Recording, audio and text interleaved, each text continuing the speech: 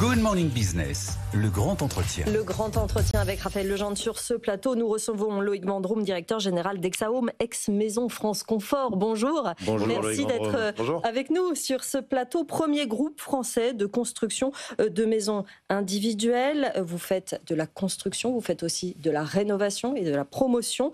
Vous avez dévoilé il y a quelques jours des résultats en baisse pour 2024. Vous avez vu vos ventes fondre de 29% sur l'année. Vous l'aviez anticipé Oui, alors c'est notre chiffre d'affaires qui a baissé de 29%, donc c'est énorme. Les ventes, elles, se sont contractées, mais de manière moins importante. Mais effectivement, c'était une année très difficile, 2024, pour toute la profession, et y compris pour Exahome.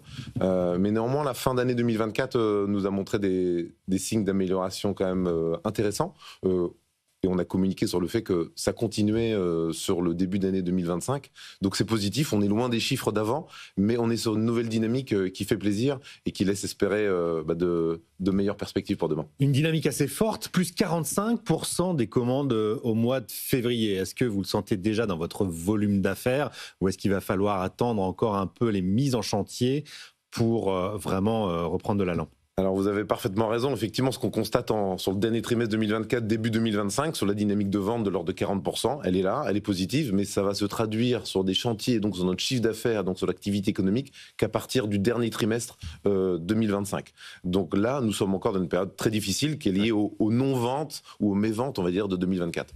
L'un des autres signaux verts sur cette année, c'est que les maisons individuelles sont de nouveau éligibles au prêt à taux zéro. Ça vient d'entrer en vigueur. Vous le verrez apparaître quand dans votre chiffre ? On le voit déjà apparaître depuis le mois de mars, effectivement. Il y a eu beaucoup de communication autour de cela. Donc ça a réanimé un petit peu le marché, qui allait déjà mieux, comme je l'ai dit. Mais c'est positif et ça va continuer ça va catalyser la dynamique précédente que j'évoquais.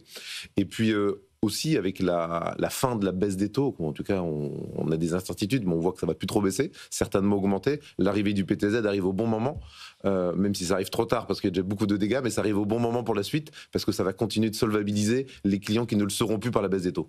Et qu'est-ce qui se passe si l'État change à nouveau de cap ? Parce que votre modèle, finalement, n'est pas trop dépendant de ces carottes publiques, en l'occurrence, qui viennent, mais parfois repartent. On a 40 milliards d'économies à trouver cette année, et ça sera encore compliqué l'année prochaine. Non, mais vous avez raison. C'est pour ça que le groupe Exahome, on s'est diversifié énormément depuis 2015, mais réellement depuis 2019, en se développant sur la rénovation, sur la promotion, et la promotion non aidée, parce qu'effectivement, on va être moins dépendant de la maison individuelle, ou moins dépendant d'un marché intrinsèque.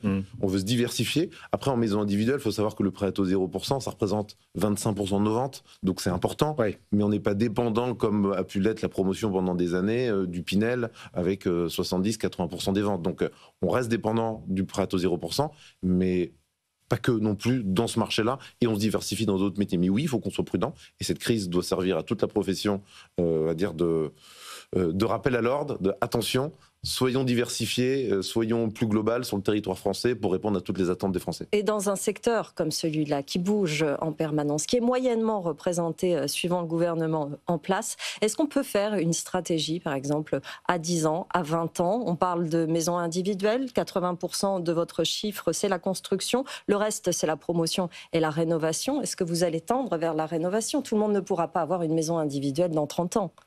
Oui, alors tout à fait. En fait, c'est pas question que tout le monde. C'est qu'il y a des endroits où il faudra des maisons et des endroits où il ne faudra pas en avoir parce qu'on n'aura pas de besoin. Il faut des solutions différentes, adaptées en fonction des territoires. Donc oui, il faut aller vers quelque chose de plus diversifié. Là, en 2025, on va faire déjà 30% en diversification versus 20% cette année. Donc on voit qu'on accélère, mais il faut qu'on aille plus loin. Notre objectif chez Exahome, c'est d'être à 50% de chiffre d'affaires autre que maison individuelle dans les 5 ans. Donc on est dans ces stratégies, mais par contre une stratégie complexe à mettre en place, vous l'avez dit, parce que la politique du logement, déjà il n'y en avait pas, il n'y en avait plus, donc c'est compliqué d'adapter ces structures, de faire des investissements dans ce contexte-là. Là, il faut dire que depuis l'arrivée de Madame Littert au gouvernement, on a quand même une stratégie qui est plus claire, on retrouve des mesures de bon sens, de pragmatisme, et donc c'est quand même plutôt positif, et j'espère que ça va continuer. Qu'est-ce que vous mettez dans ces 50% de autres que maison individuelle quand on est constructeur? Vous avez parlé de la rénovation. Est-ce que vous réfléchissez à d'autres peut-être services, je ne sais pas, ou d'autres activités complètement? Alors, Rénovation, vous l'avez dit, un axe majeur, mais également la promotion, parce qu'il faut faire du logement dense, et quand on ne peut pas faire de maison individuelle, ou c'est pas adapté à un territoire, il faut faire du logement dense, donc on fait de la promotion dans les secteurs denses, notamment pour les bailleurs sociaux, on en fait beaucoup. On a également une activité de service, donc là c'est des services pour les occupants de nos maisons rénovées ou neuves, donc avec... Quelques exemples. On a une application qui s'appelle ExaConnect, en fait, on pilote notre maison avec cette application. La domotique. Exactement, on fait également du courtage en financement, on fait du courtage en assurance pour accompagner nos clients dans le montage de leur dossier de financement. Donc ce sont des services que l'on met en place et qui prennent de plus en plus de place dans le mix métier d'Hexaom. Il y a la maison bois aussi, c'est très intéressant. Oui. Quelle est la part des maisons bois aujourd'hui dans votre production? Vous venez de faire une acquisition, je crois, pour Alors voilà, c'est développer très récent, donc sur ce aujourd'hui segment. c'est Epsilon, parce que c'est une entreprise qu'on a repris au mois de décembre 2024, mais effectivement c'est quelque chose qu'on veut développer. Donc ça c'est dans le pôle maison individuelle, on veut avoir une grosse partie de cette activité en bois. Pourquoi ? Parce qu'on veut anticiper en fait les nouvelles réglementations. C'est la RE 2020 qui impose un taux minimum de bois dans la construction. Alors oui, mais vous avez raison, il y a un pourcentage de bois, mais il y a surtout une partie décarbonée. Donc en fait, on peut réduire l'impact carbone du béton dans le béton, mais le bois est naturellement peu porteur en carbone. Oui. En fait, c'est plus facile d'aller chercher les paliers avec du bois qu'avec du béton, mais c'est possible avec du béton. Donc oui, on anticipe tout cela. Après, le bois, ça reste quand même plus cher qu'une maison traditionnelle. De combien à peu près ? Entre 5 et 15% suivant les modèles, suivant la complexité des choses. Donc ça s'adresse à une clientèle qui a un petit peu plus de moyens, mais ça s'adresse aussi à une clientèle qui a envie de ce produit. Un client qui veut une maison bois, il veut une maison bois, il veut pas autre chose. C'est un engagement. Et on n'avait pas cette solution, donc on l'a depuis la fin d'année 2024 et on mise là-dessus fortement. Après vous dire combien ça représentera, si on arrive déjà à 20% de maisons bois dans le nombre de maisons que l'on vend dans les 3 prochaines années, ce sera déjà bien. Est-ce que ça guide vos choix d'acquisition pour les 2 années qui viennent? L'écologie, la RSE, est-ce que c'est autre chose que vous menez? Une autre transformation, les transformations numériques, on va parler de votre site dans un instant. L'intelligence artificielle aussi, ça va être quoi la suite? Il y a beaucoup de sujets, vous avez raison. On est une démarche RSE.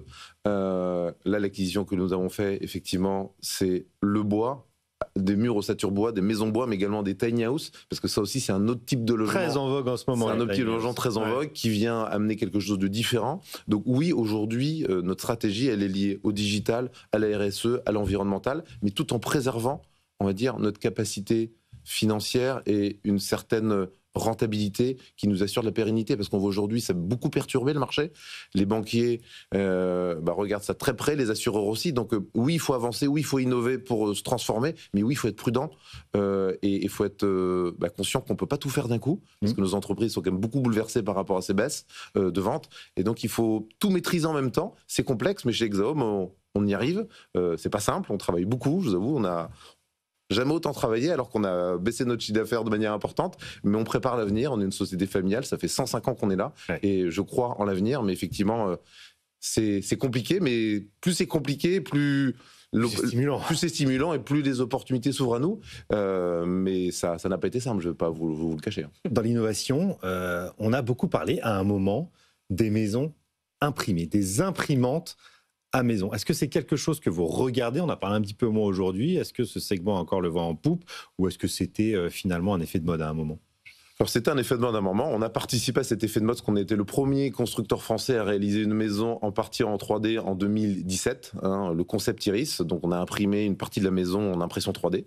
Donc ça prenait combien de temps?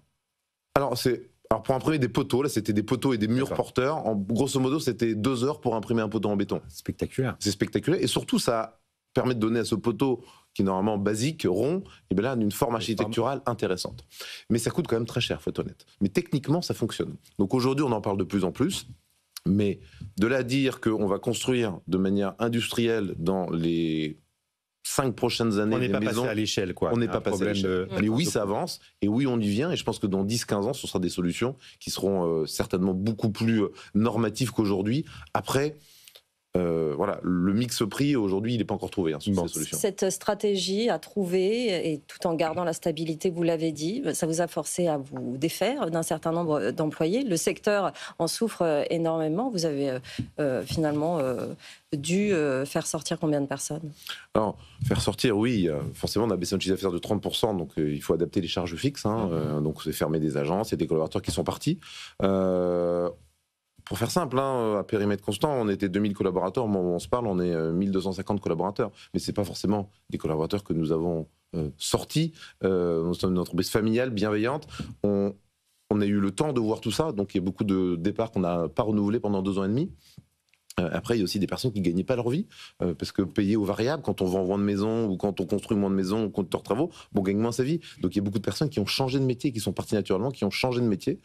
Et c'est dommage, parce que des personnes qu'on est formées, là en plus ça repart. Donc on sait que dans 6 mois, dans un an, on aura peut-être besoin. Pour cette année sont positives. Vous prévoyez d'embaucher cette année ?